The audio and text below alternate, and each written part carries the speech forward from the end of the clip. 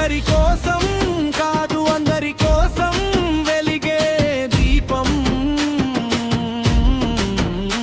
అదే నిజమైన నాయకత్వం, అదే చిరస్థాయి రూపం.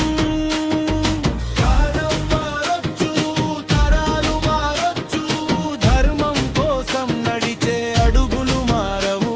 జన హృదయంలో నిలిచిన పేరు చివరి శ్వాస వరకు చెరిగిపోదు.